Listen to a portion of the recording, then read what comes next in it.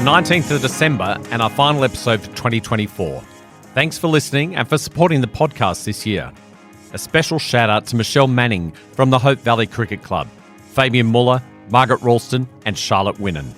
Now, here's former Sunday Mail Sports Columnist, two-time Bradman Medallist Ben Hook to announce his Hooked on Sport Awards for 2024. G'day, Hooky. Boss, good afternoon. How are you going? Going very well, thank you. Now, I understand that you're at the Lowy Junior Memorial Golf event recently, and surprisingly, you weren't emceeing. In fact, you're doing something else. Right. Well, let's just get a couple of things ticked off. This was not on our run sheet that we would discuss this. I'm happy you've brought it up, to be honest, because it was a pretty special moment for me. No, you're right. On Friday, I played in the Lowy Junior Memorial Golf Day. Lowy Junior is Antonio Loyacuno, who tragically passed away following a couple of bumps in a game of community football playing for Birdwood in the Adelaide Hills in April of last year. So we lost Antonio around about 19 months ago now. His mum in particular, Wendy, and his uncle Warren put together a golf day on Friday. I was invited to play in it through a friend called Ryan Scott. And of course, Ryan, the first thing he does when he messages, I think, oh, right, well, he wants me to MC this. And no, he says, no, just come along and play. So by the time I confirmed that I was available to play, he pulled out. And so I rustled up Sophie Hilditch because she's a mate, but also a darn good golfer, former state player, players of about +2. And I thought, well, if we're going to play, we may as well try and play well. So the team was Sophie, myself, Wayne Phillips, the former Test cricketer, 159 on debut, and one of the sponsors of the event, Dominic Hughes, who runs a company called Vocus, which is a telecommunications company that was a major sponsor where Wendy, the mum of Antonio, works. Let's cut to the chase, though, Wallace. We got to the 6th hole, which is a par 3. It's the replacement hole at Grange when a hole is out of play. And, of course, the 12th hole on the West Course, which is the watering hole, the main party hole for Liv, is currently undergoing the build-out. So they moved us to what's a pretty long, not easy, par 3 to be fair, and I happened to make a 1 on that hole. Brilliant. A hole in one, which was a bit of a thrill. So a couple of mates there, Sophie and Flipper, and then Dom, who was a lovely fella. We really enjoyed his company as well. But saw a ball start a little bit right, hit the green, spin just a little bit, trickle to the left, and watched it disappear. So it was quite the thrill. Okay, yeah, so well done, Hooky. Absolutely brilliant. Question, first hole in one? No, it's my second, but 21 years ago, the first one. Had one at Mount Osmond in 2003. So, yeah, long time between drinks. There is a quick story to my first one, which I thought might be worth sharing. At Mount Osmond, you get your name engraved on a mug if you have a hole in one. And this is back in the days, I don't think there was an email sent out. They just a handwritten bit of paper with who'd had the hole in one. And my hole in one mug came back on the 11th of July, 2003, on the 13th hole, Bev Hook. And that still has pride of place at the golf club, Bev Hook, having a hole in one. Of course, my mates, therefore, either thought that it wasn't me or I must have hit it off the red tees. And I think we've got a new nickname for you, Hooky.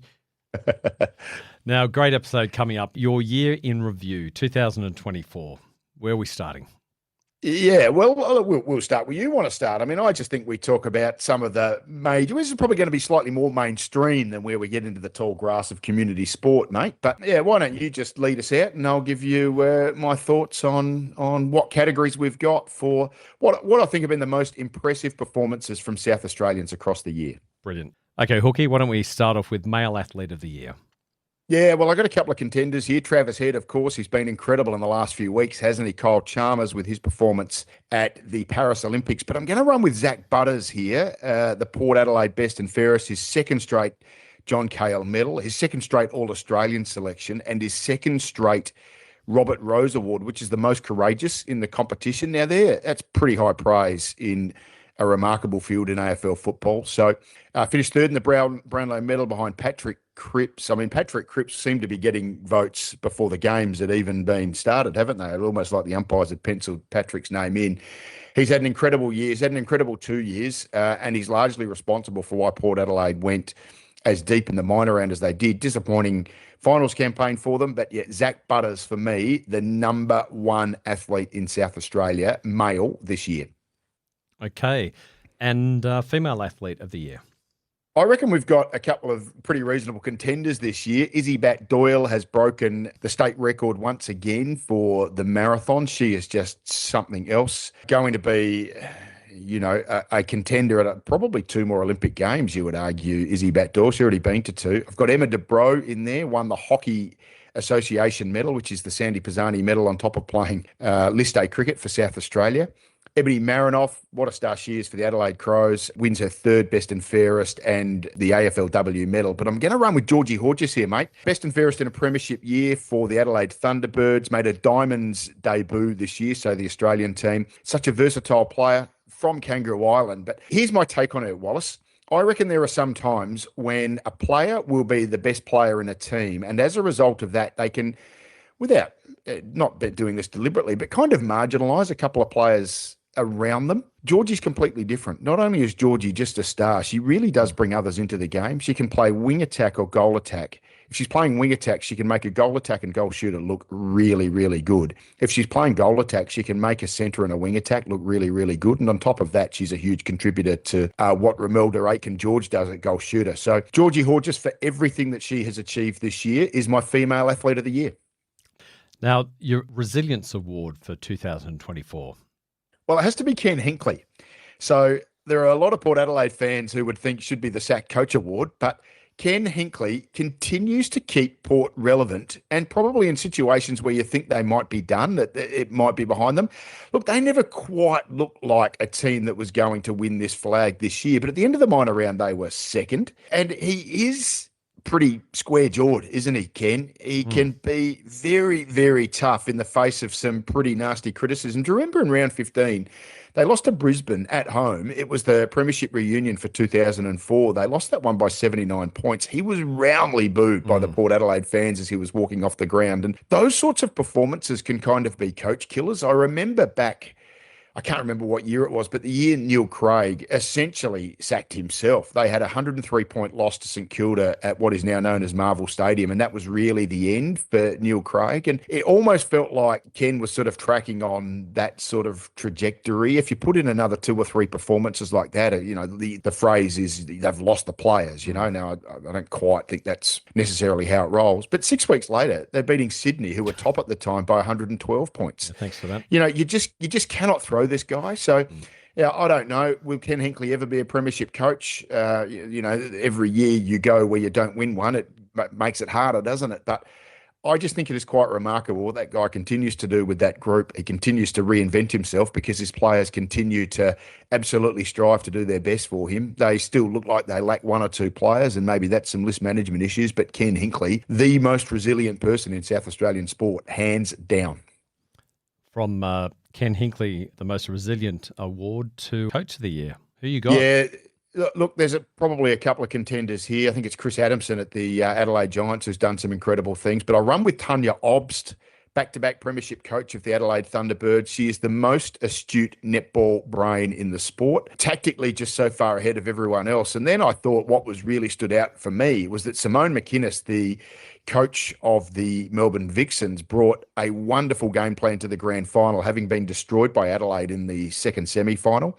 And Tanya worked it out, how to deal with it, managed it, and it wasn't the best performance by the Adelaide Thunderbirds, but you've only got to win at the end of a grand final, don't you? And that's exactly what they did. I'm reminded of the 2018 Commonwealth Games. Tracy Neville was the coach of England, who were rank underdogs in the final against Australia, the gold medal match in the Commonwealth Games. Tanya Obst was the assistant coach. They found a way past Australia that day and won the gold medal against all odds. Australia at home, the most dominant team.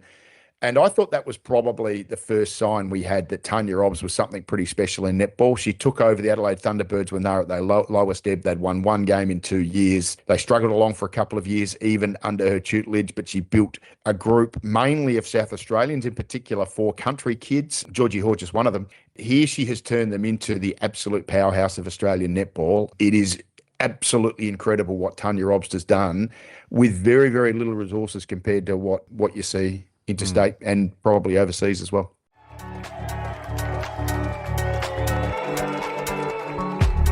If you're enjoying this podcast, I'd encourage you to take a listen to Beyond the Club. It's a project I've been working on with Flinders University. Now, I co-host it with Professor Sam Elliott, and we break down all the latest research on how to maximise the experience of junior and club athletes. There's a range of resources, special guests, and cutting-edge info on how you can make your club a safer, happier place for your kids and their club mates. Beyond the club, wherever you get your podcasts.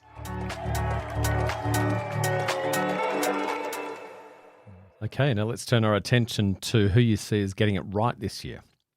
Yeah, they're getting it right. I'm going to award this to Baseball South Australia and the Adelaide Giants. So the Adelaide Giants, back-to-back title winners. Baseball SA, just love what they're doing as a sport at the moment. I think I was having a look at the under-18 Australian World Cup team. They've just beaten New Zealand, which has got them into the World Cup. 6 of the 20 members of that team are from South Australia. I reckon 4 or 5 of them are pitchers as well. So there's just an absolute procession of stars coming out of South Australia at the moment. Jack Bushell was in the same team last year and has gone on to be signed by the Detroit Tigers. Curtis Mead, the year before, made his Major League debut with the Tampa Bay Rays. He's back in AAA at the moment, but I suspect you'll see him back in the major leagues in the next year or two. So I just think everything that is happening in Baseball SA, they've got a wonderful growth program for women's baseball as well. And we're seeing that with a young kid, Emily Brown, I think, who's just going to be a superstar of the future. So very impressed with what Baseball SA and the Adelaide Giants are doing. They are getting it right. Wallace? Brilliant. So who's not getting it right, Hooky? Who's getting it wrong? Basketball in general in South Australia, and in particular the Adelaide Sixers and the Adelaide Lightning, are getting it wrong. Let's start with the Sixers, and probably the most diabolical display from a sporting club this year was the unedifying sacking of Scott Ninnis. It was unreasonable. It was poorly handled. It was just undeserved. Unreasonable, you name it. I mean, there's a whole host of adjectives for it. So let's just start with the Adelaide Sixers. They're now 8th of 10. It's a really tight league, so they're certainly not out of it by any stretch, but they do look a little bit off the pace from the top 4. That's probably inevitable when the way that they just threw the markers in the air, didn't they? And just sort of saw where they land after moving Scott Ninnis on so quickly. So they got winnable games the next 2. I haven't given up on them, but I do think they're a little bit off the pace. The Adelaide Lightning have had an awful year. They've just sacked their coach, Natalie Hurst. Ironically enough, they've appointed Scott Ninnis to take over for the rest of the year, but they're sitting in 3rd last at the moment. They're 9 games down. They're 3 wins and 6 losses. So as good as Scott will be for them, I think that's going to be difficult to turn around. And I just compare where the Sixers and the Lightning and basketball in general is as a sport in South Australia, and I compare that to Adelaide United, which is one club running a men's team and a women's team. The men's team is 2nd. The women's team is 4th. I think it's been great for the sport overall that they're a unified power in South Australia, whereas you have these 2 disparate organisations that just have no capacity to work as a large unifying organisation for the sport here in South Australia. So, yeah, I think basketball's got a long way to go. It's a popular sport. It's incredibly well-resourced. We see some great movement at the grassroots, but that certainly is being squandered, I reckon, at the elite level between the Sixers, the Lightning, and what's happening in general with the management of the sport. Let's have a look at Clubland, and you have a Club of the Year. Pretty simple, this one. Brighton Lacrosse Club with the women. They've won their 7th straight women's premiership. They are just an incredible powerhouse. The best story is the Williams family. Mum Melissa and her 2 daughters, Zephyr and India, have played in all 7 of those premierships. Can you imagine that? Playing 7 premierships with your kids? So Melissa's just an absolute workhorse, and both her daughters are superstars.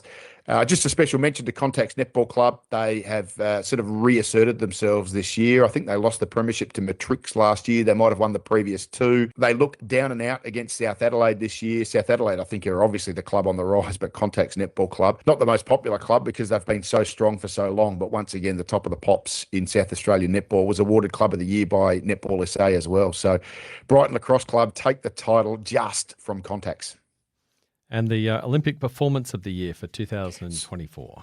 So many in South Australia, Wallace. I mean, the Opals with their 3rd place, Matty Glatzer with his 2 bronze medals at his 4th games. That was just such a thrill for me as someone who's knows Matty really well, and just was so great to see that he finally got some reward for his effort at the Olympic level. But Kyle Chalmers' performance to win silver in the 100 metres freestyle, I think, was quite incredible. It was Pan Zhanle, who who won that and won it comfortably, won by over a second. Let's be honest, Parn's performance raised more eyebrows than fists of celebration, I'd have to say. It was incredibly quick, eyebrow-raisingly quick, and I don't think Kyle, even though he's won silver at the last two games, having won gold in 2016, should be held any less than other than just a sensation in our sights. He won 2016 as the boy wonder in Rio. He lost by 0.05 of a second to Caleb Dressel at Tokyo in 2021. And then, look, this performance was actually a faster swim than the gold medal swim from memory that he won with in 2016, but it was over a second to the winner. So,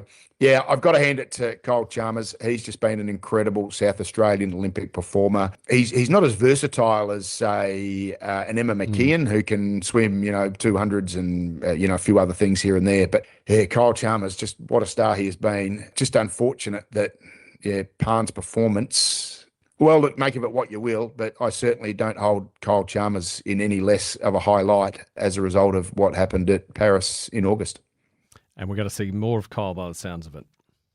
Let's hope so. You can get old quick in swimming. It's not necessarily an old man sport. You might see that he heads maybe more towards the 50-metre freestyle. I think as guys get older, they tend to be able to retain their pace but lose a bit of that long-distance capacity. So who knows where he ends up. But, yeah, he's up for the long haul. Who knows? We may even see him get to Brisbane, which would be pretty incredible. Who is your surprise packet of the year, Hooky? This is maybe one of my favourite stories, Wallace. The Central District Lions play basketball in the South Australian NBL 1 competition. This is the women's team who won a wooden spoon in 2021, 2022 and 2023.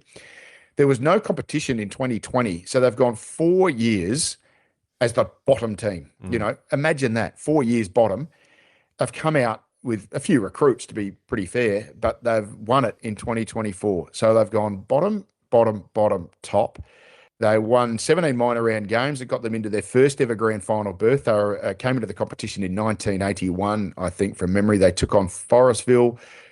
They trailed for most of the night. They were 6 down at three-quarter time. They banged on 30 points in the final quarter to win the grand final by 12. So Central District, what an absolute shock to the competition. Isn't that great? In community sport, you can be a cellar dweller for a while, but there's always an opportunity. Not like the English Premier League where there's only 6 or 7 teams that are only ever going to win it. But here we have the Central District Lions who've been the worst team in the competition for 3 years, and now they're the best. Brilliant. So the medalist of the year. If the Central District Lions isn't my favourite story, then this one is. This is Jack Inge, who's a Woodville lacrosse player. He won the Memorial Medal this year. Young kid, I think only in his second year in state league competition, plays in the face-off in the centre, which is, you muck it around with some pretty tough, big-bodied guys. He's only a fairly little fella. He comes from pretty good stock, though. His dad, James, was a very, very good player, played for Australia. His uncle, Peter, was a very, very good player. The reason why I thought it was worth a mention is that Jack, of course, won the Memorial Medal this year, best and fairest player in the state league. His dad, James, has previously won 6 of these, and his uncle, Peter, has previously won 3. So Jack has made it 10 for the family, which I think is pretty incredible. And, yeah, if Jack's anywhere as good as his father and his uncle turned out to be, he's going to have a pretty long career representing Australia as well. So pretty exciting. And who are we saying farewell to this year, Hooky? Yeah, so Jed Altschwager has announced his retirement. He's a Paralympic rower. He rowed in the mixed double sculls with Nikki Ayres, and they won a gold medal this year, and he's decided to hang up the oars. So congratulations to Jed on a remarkable career, guy who suffered a leg injury at work. And, yeah, you could just decide to hang up the towel and not do anything with your life. But congratulations to him for everything he's done, and richly deserved retirement. Just a quick mention to Holly Evans as well, who's announced her retirement from the Adelaide Fire after playing as the captain, I think, when they were first brought into the new Hockey 1 competition in 2019. She was a Hockey-Roo way back in 2011, Wallace. Played Hockey-Roos 2011 to 2013, but missed the London Games in 2012. But she stuck at it for South Australia, stuck at it for a club Northeast. In and amongst all of that, she's got a doctorate in exercise physiology. Now, Dr. Holly Evans, she's part-time between Flinders University and she's the head coach of the South Australian Sports Institute hockey program now. So not lost to the game forever, but I just wanted to congratulate Holly Evans for everything that she has done for hockey in South Australia. I mean, she's only young, but she's I call her the matriarch, which is a bit of a bit of a joke really, but no, she has been just such a great identity in that sport for so long. 3 times has won what's now known as the Sandy Pisani Medal for the best and fairest player in the league. And just a quick all the best to my little mate, well, my wife's little mate, really, Becky Stutley, who's a star young golfer, plays off +2. She's been playing some pennant golf for Royal Adelaide, and she is just after New Year going to head off to a US college, going to play for Jacksonville State. She's a really good friend of my family, so I just wanted to wish her all the best on her travels. Yeah, fantastic. Now, if anybody is wanting to have a bit of a chuckle over Christmas, head back to one of our episodes in 2020 when Hooky interviewed Gabi, Nance and Holly Evans. It will make you laugh. They were absolutely hysterical. It was just during COVID shutdown. The two of them, it was very, very entertaining. So one of the very early episodes of Hooked on Sport. Yeah, Gabi Nance is a real card. I'm not sure what Gabi's up to these days. I know not long after COVID, because she was back in the Hockey Roos team and I think basically retired and moved back to New South Wales. But it's a good chat, isn't it? It was. No, it was hysterical. Yeah, one to go back, dust off in the archives, Wallace. In the archives, exactly. Now, Hooky, we're going to have a break. It's been terrific to reconnect and get this moving again. And we thank you to all our listeners. Really appreciate the support that we've had. So we're going to have a break and we'll be back in the new year.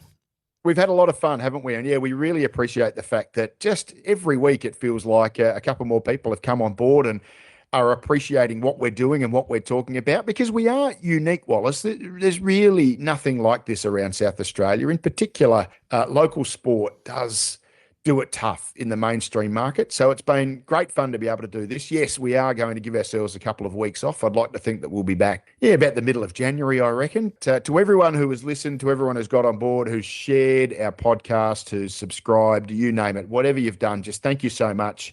We're so grateful. We hope you've enjoyed it, and we hope we can come back even bigger and stronger in 2025, mate.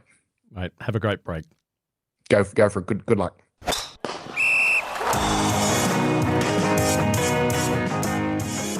We've run through the finishing tape on another episode of Hooked on Sport.